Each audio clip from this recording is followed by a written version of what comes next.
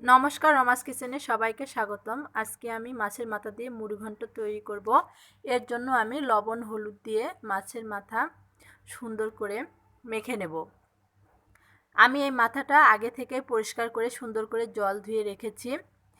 এখন আমি ফ্রাই প্যানে কিছুটা মশলা ভেজে নিব। শুকনো খোলায় মরিচ, এলাচ, দারচিনি এগুলো ভেজে তুলে নিলাম এবং এর মধ্যে দিয়ে দিব তেল। আমি এখানে রান্নার তেল ব্যবহার করছি।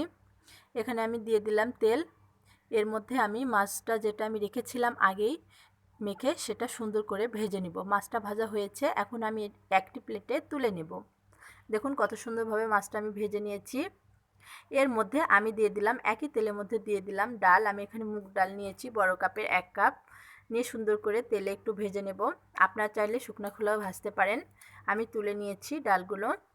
এখন আমি খালি কড়াই আরও কিছুটা তেল দিয়ে এর মধ্যে দিয়ে দেব তেজপাতা, শুকনো মরিচ এবং কিছুটা গোটা জিরে, দিয়ে দেব এলাচ, দারচিনি, গোটা জিরে।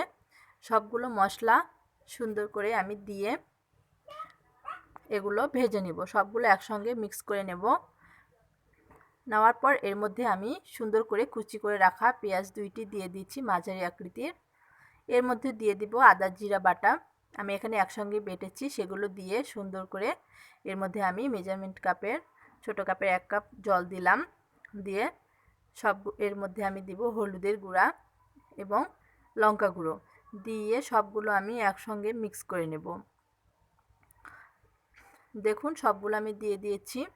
দেওয়ার পর এর মধ্যে সামান্য একটু লবণ অ্যাড করে দিলাম। দিয়ে একটি ঢাকনা দিয়ে আমি যতক্ষণ না মশলার উপর তেল উঠে আসবে একটু মাঝে মাঝে নেড়ে দেব এবং দেখব নিচে যেন না লেগে যায়। দেখুন কত সুন্দরভাবে হয়েছে। আমার মশলাগুলো কষে নেওয়া হচ্ছে।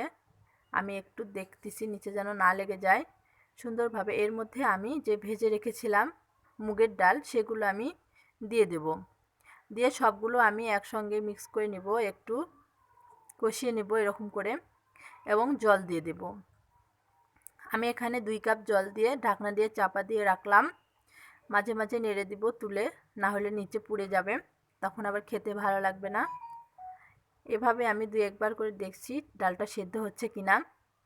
আমি একবারে বেশি জল দেব না, এতে করে ডালটি নরম হয়ে গেলে, আমি যেহেতু ঝরঝরে করে রান্না করব আজকে, এটি 2 ভাবে রান্না করা যায়। আমি আজকে ঝরঝরে করে রান্না করে দেখাবো। মাঝে মাঝে এরকম 2 বার আমি জল অ্যাপ্লাই করছি এর মধ্যে।